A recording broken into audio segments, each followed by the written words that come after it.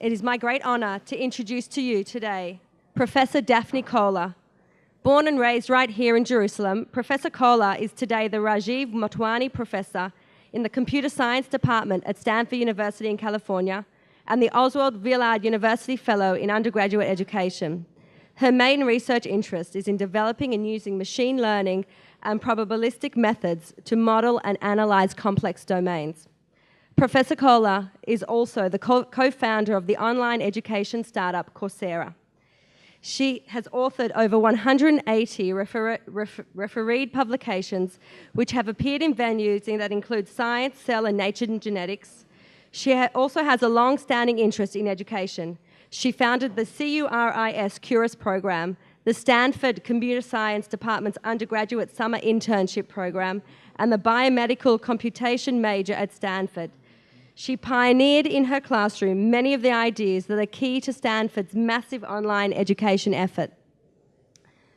Professor Koller has been the recipient of numerous awards, among them the Sloan Foundation Faculty Fellowship in 1996, the ONR Young Investigator Award in 1998, the Presidential Early Career Award for Scientists and Engineers in 1999, the IJCAI Computers and Thought Award in 2001, the MacArthur Foundation Fellowship in 2004, the ACM Infosys Award in 2008, and was inducted into the National Academy of Engineering in 2011.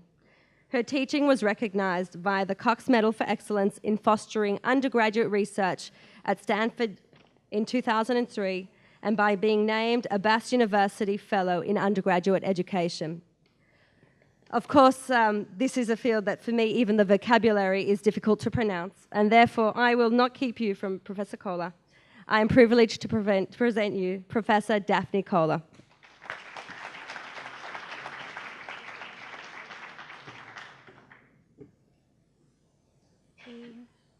אתם שומעים אותי? אוקיי, לא. המיקרופון לא ישב עובד. טוב, אז צהריים טובים לכולם. התלבטתי אם לתת ההרצאה בעברית או אנגלית, אבל אני חושבת שלטובת הקהל שמגיע מחו"ל, אז אני אתן את ההרצאה בסופו של דבר באנגלית. גם יותר קל לי, אז כי אני רגילה. אבל אחר כך את השאלות נעשה בשפת המקום או בשפת השואל. So good afternoon, everyone, and thank you for being here with me. I'm going to try and keep the presentation part of this relatively short as much as possible so that we can leave more time for questions at the end. So the title of this presentation is The Online Revolution, Learning Without Limits, and I'm going to start and end with Learning Without Limits, and the online revolution is going to be in the middle. So you can think about this online revolution as something that really began in September of 2011 with a grand experiment that Stanford did by taking 3 fairly advanced courses in computer science and putting them out there in a digital form for anyone around the world to take for free. This was the culmination of several years' worth of work and research at Stanford on developing infrastructure, design, pedagogy. And when we put them out there, we expected we might have a few thousand people registering for each one, because these are pretty advanced courses. But within a matter of weeks, each one of those courses had an enrollment of 100,000 students or more. So to put that number, 100,000, in perspective, let me give you an example. The largest of these classes as offered at Stanford University is the machine learning class offered by my colleague and co-founder, Andrew Ng. It has an enrollment of 400 students every time it's offered. It's considered large even by Stanford standards. In order for Andrew to reach that same size audience, the 104,000 that enrolled in his class, he would have to teach his Stanford class for 250 years. And by doing so, he would reach 250 generations of highly privileged Stanford students, as opposed to the students from every age group, every country, and every walk of life that were able to benefit from his class by having it be offered freely online to everyone. So when we saw that, we realized that there was a tremendous opportunity here to take a quality of education that has until then been available only to a tiny handful of people privileged enough to go to an institution like Stanford and offer it to people at effectively a zero marginal cost per student, because the cost per student is closer to $0 than to $1. And so having thought about the magnitude of this opportunity and how one could possibly execute on that, we decided at the end of 2011, early 2012, to spin this out of Stanford, and we launched this enterprise called Coursera, which as of recently, this slide is a little bit out of date because it's impossible to keep up to date. We have close to 4 million students, 3.85 million students, taking 390 some courses from 83 university partners, and I'll tell you about the two latest, the two most recent in a bit. So let me start with the universities. These are the US universities that are collaborating with us. You can see some of the US finest academic institutions, both public and private. The ones at the top are 4 founding partners, Stanford, Princeton, Penn, and Michigan. But you can see Caltech, Duke, Yale, Columbia, Chicago, Washington, Wisconsin, and the list goes on and on. We started out as a US-based enterprise, but we're now much more global. We now have institutions around the world, some of the finest institutions in Europe, in Asia, in Latin America, Australia, Canada, all contributing courses to teach the world for free. The two on the right are our 2 most recent partners. Tel Aviv University and the Technion joined earlier this week, joining the Hebrew University, which was our first Israeli partner from a number of months ago. And also, by joining, we have now increased the number of languages in which we offer education to 7: English, French, Spanish, Chinese, Italian, German, and now most recently Arabic, because the Technion is going to be teaching a course in Arabic. Let me talk a little bit about the students, and this is something that I can spend hours on because each and every week we get hundreds of emails and Facebook posts and so on and so forth from people telling us how access to this kind of quality education has completely transformed their lives. But I'm just going to tell you a couple stories because just to highlight the variety here. So this, for example, is Raul. Raul grew up in Peru. He wanted to be a computer scientist. There's not a lot of computer science education to be had in Peru. So he took a bunch of the computer science courses that are offered on Coursera, used that as the basis for writing a Fulbright application, and is now coming to the United States to study as a Fulbright scholar.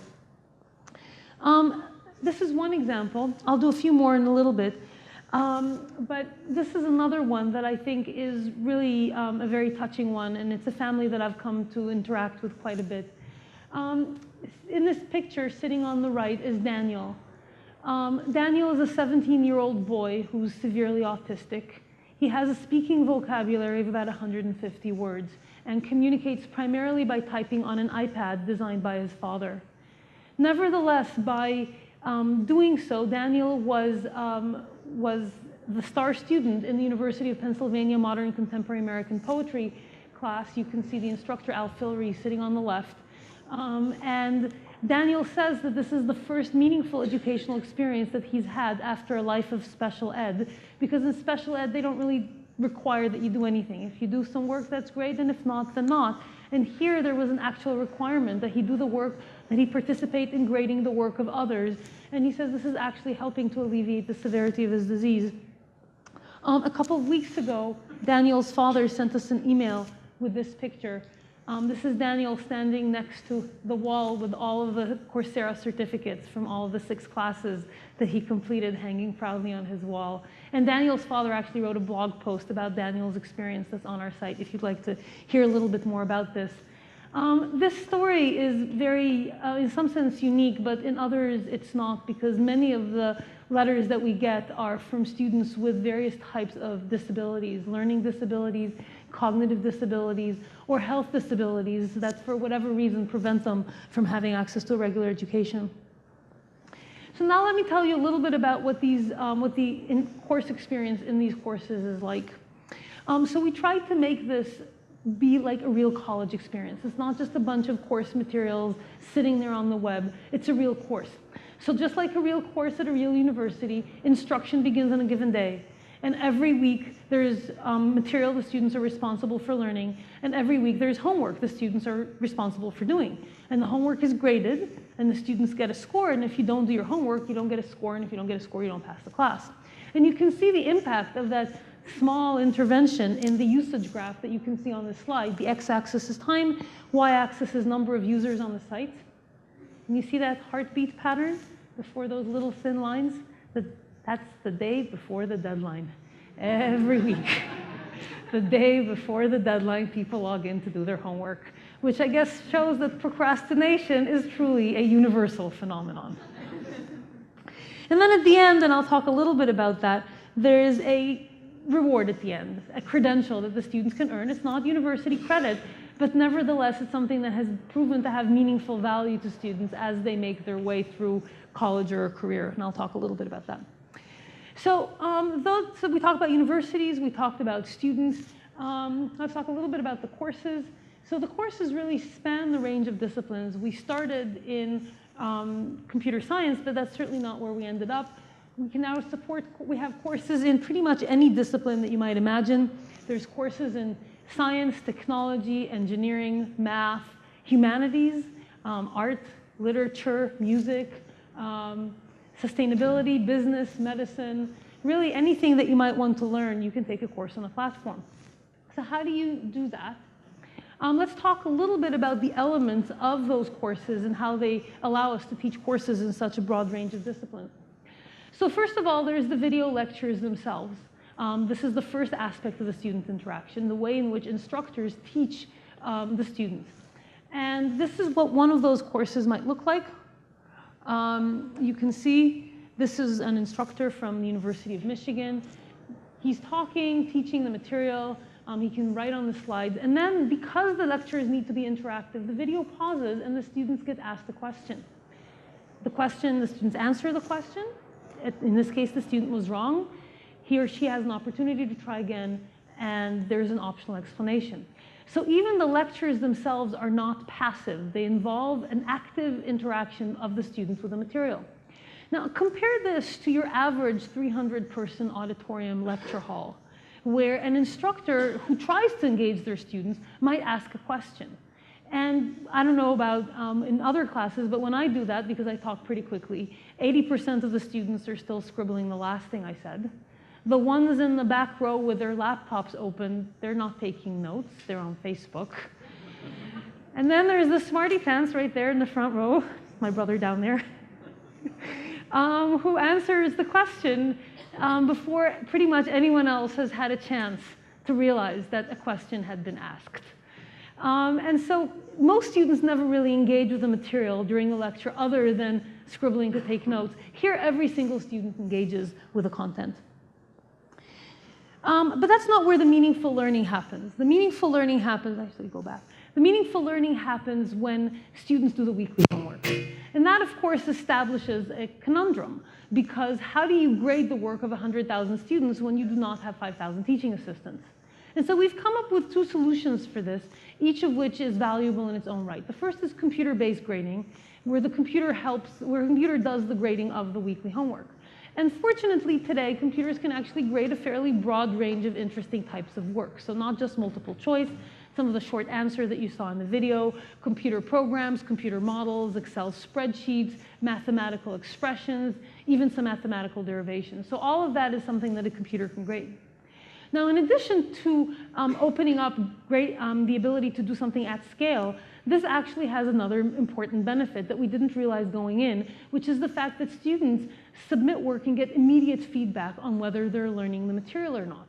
This is to be contrasted with a typical university setting where between the time that the material is learned, the students do the work, submit the work, and get the graded homework back, a matter of 3 to 4 weeks typically elapse. And if the students then are told that, well, you didn't do so well, you only got 60 out of 100, they typically say, well, that's too bad, and they stick the graded homework back in their binder, and they go back to whatever it is the class is doing now. Here, the feedback is immediate.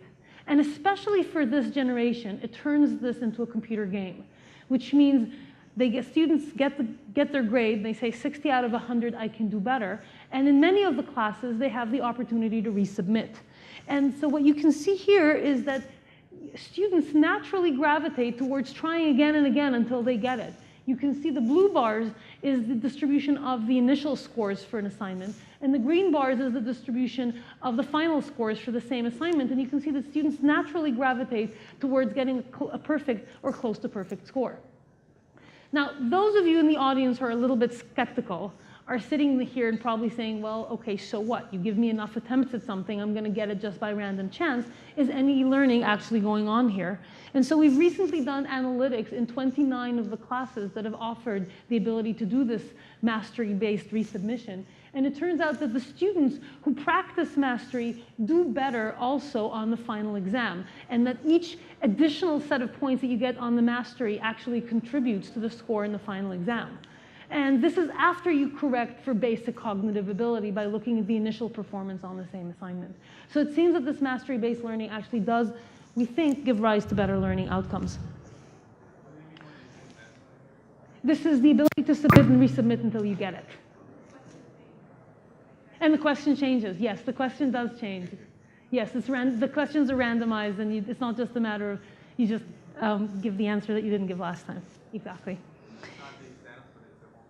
This is the homework part, and the people who do this sort of mastery-based learning on the homework do better on the final exam. The other strategy that we've done for at-scale grading is intended to deal with the kind of work that's more open-ended, critical thinking that a computer can't grade. And so for that, we've put in a mechanism called peer grading, which is based on ideas developed at UCLA called calibrated peer review, combined with ideas from crowdsourcing, the technology that makes sites like Wikipedia work. And by putting ideas like that together, we have allowed students to take a set of grading criteria that are defined by the instructor and reliably grade the work of other students in the class. And you can see that this actually works for when the criteria are well designed. This, for example, is from the Princeton sociology class. The final exam had 3 essay-style questions. The x-axis, and the TAs graded every single one of the 1,200 final exams.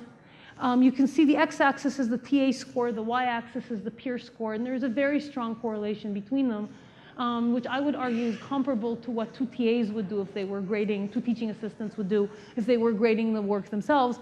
And so this is actually a reliable method to give students valid feedback.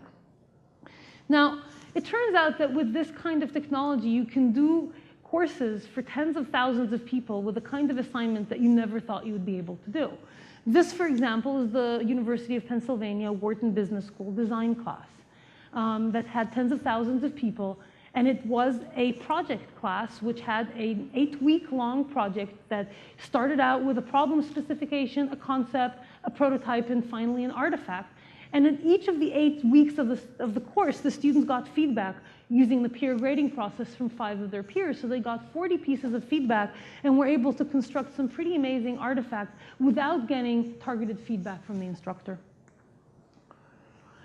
Which brings us to the final component of the student experience in these classes, which is that unlike most online courses that have been devised up until recently, this is a very social experience. This is not just people sitting there next to their computer. There's a real community that gets built up around the material, which you can do because everyone's taking the material at the same time. So they're all learning the same material in the same week. And so that manifests in a variety of different ways, both in having students ask questions on the discussion forum and have other students answer those questions, often in a matter of minutes because the classes are so large. And second, students naturally self-organize into little learning clusters where they study the material together and help each other over the hard bits. And there's over 2,900 of these communities in multiple countries around the world where students are studying the material together, turning this into a much more retentive experience. And specifically, let me tell you about one of those communities which we're really proud of. We heard about this just a few weeks ago. This is a group of people who life has not treated very kindly. It's a group of 10, mostly women, from a very poor part in Ohio. They're mostly in their 40s and 50s. All of them are either on a fixed income or a low income. Only one of them has a college degree. They got together under the supervision of one person called Sharon Watkins, and they picked a class that they were going to take together, the Grow to Greatness class from a Darden Business School, a top-ranked business school in the US. And they took the class together. And of the 10 who started the course, 9 of them finished and 6 of them passed an MBA level final exam in this course without having a college education. So what do students get at the end if they pass a course like this? Well, one of the things that we've put in place, and this is a partial answer to the question that I know I'll get about the sustainability or the revenue model for free education. One of the things that we've put in place is what we call a verified certificate. It's an optional thing. You can not, if you're just wanting to take the class, you don't have to do this. But you can enroll for a process that allows you to take the course under an identity verified mode, which means you submit a picture ID, it's compared to your webcam photo, and you create a biometric profile, which is, in our case, a keystroke biometric. It turns out that if two of us type the same phrase, the rhythm is going to look very different, and it's very distinctive. It's not quite as distinctive as the fingerprint, but pretty close. So if I evaluate that, I can then tell if you are logging onto the platform, again, having established that biometric profile. And so we can ensure that the person logging in is participating in their own learning, which allows us to give them this verified certificate at the end, which is actually useful for employment purposes. And so this is something that we use in order to make this a sustainable model for us economically, with the people who want this credential helping to pay for the others. Now, this model is one other thing that has one other aspect that's worth noting. One of the big criticisms that has been levied against these open online courses is, oh, these can't be any good because only 8% of the students who start a course complete the course. That's true. Only 8% of the students who start these courses complete these courses. The primary reason being that most of the people who start never intend to complete. They're just browsing, they're exploring, it's free, so why not? Here is a way for us to measure the completion rate in a population that's actually interested in completing the course, because if you're not planning to complete, you wouldn't be signing up for this. And so here you can see that whereas, as I said, 8% of the students who sign up for the course completed, of the students who sign up for signature track, about 74% complete the class. And if you look for the ones who are actually committed to completing the course as measured by an entry survey, 83% of the people who sign up complete the course, and 94% of the ones in the signature track complete the course, which is a very high completion rate. So let me talk just for a couple minutes about some of the implications regarding human learning that we can extract from this. The first is that this allows us to really, because we instrument every part of the platform, measure every act that the student does, we can really get an insight into what's working and what's not. And so, for example, you can look at a particular course and figure out what's working. So here's one such example. This is a distribution of wrong answers in one of the exercises. Each little cross is a one-off wrong answer. That big cross in the top left is where 2,000 people made the exact same mistake. Now, if 2 people in a class of 100 make the same mistake, you'd never notice.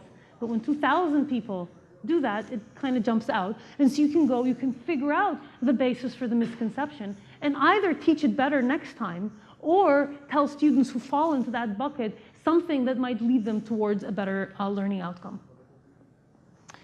So this leads me to what I think is one of the most exciting opportunities here, which is the solution to a 30-year-old problem posed by Benjamin Bloom in 1984.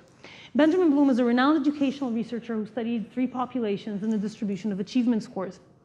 These are the students who were taught in a traditional lecture format, but in a mastery learning form, which means that you couldn't move to the second topic before having demonstrated competence in the first. And the third is the students who had an individual human tutor. You can see that every single one of these interventions gives rise to a full standard deviation, or sigma, improvement in the distribution of achievement scores, which would be awesome if we could achieve it. But hence the title, the 2 sigma problem, because as a society, we can't afford an individual tutor for every student. But maybe we can afford a tablet. And if we can afford a tablet, then maybe we can give students and use technology to achieve either first the red curve and ultimately the green curve. The nice thing is that computers are really good at mastery learning. They don't mind showing you the same video 5 times. They don't even get judgmental if you don't get it the 3rd time. And so you can, I think, achieve mastery quite easily, and the hope is, can you use big data to achieve personalization at the level of a human tutor? Obviously today we can't, but down the line maybe you could. And so that brings me to the final piece of this, which is another place where we can achieve improvements in performance. This is one of my favorite quotes about education. Actually goes back to the 19th century. College is a place where professors' lecture notes go straight to the students' lecture notes. without passing through the brains of either. Not the most flattering view of a college education, but when you look at this, maybe not so surprising. And so what we think we ought to be able to do is, instead of having that be the college experience, students get the basic content in an online format, and they can practice the basic skills, and then they come to class to learn those much deeper skills that currently we don't have time to teach them. So actually, I'm going to skip past this since I'm out of time, and I will just talk about this last slide. Actually, I'll talk about the last two. So let's look at the breakdown of our students along two axes. Currently, about 80% of our students actually have college degrees already. Partly it's because we were not able until recently to offer college credit for these courses, but partly it's because if you think about working professionals, people like yourselves, after you finish your formal education, what options do you have to learn something new? The answer is not very many. And this is a much better way for most people to have access to doses of amazingly high quality education for their entire lives. The second breakdown of our population that speaks to the potential impact of this, which I think is the biggest opportunity, is that currently only a third of our students are in the United States and less than 30% are in Europe. 40% are in the developing world. Now, the people in the developing world, most of them will never, in their current generation, have access to not only to a high-quality educational experience like this, many of them will have access to any kind of higher education simply because of lack of capacity of higher education at most countries in the developing world. And so what we see here is the opportunity to basically take something that will just not be available to most people and turn high-quality education from something that is a privilege of the few to a basic human right. Thank you very much.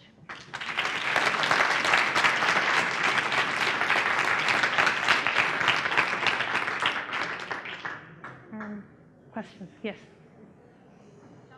אפשר בעברית. אבל צריך יותר בקול רם. הרבה יותר בקול רם. שמי יפית, קודם כל זה מעל ומעבר למדהים, ורציתי לשאול שאלה, איך זה באמת מתקשר לבתי ספר תיכוניים. למדתי בטכניון, הייתי גם בצד של המתרגלים, ויש איזושהי בעיה של פער מאוד גדול בין מה שקורה בתיכונים, שהרמה קצת יוחדת, והאוניברסיטאות מנסות לשמור על רמה מאוד גבוהה. אז הפתרון הזה הוא פתרון מדהים לכל אותם סטודנטים שצריכים לעשות את הקפיצת מדרגה כדי להתאים את עצמם לאוניברסיטה.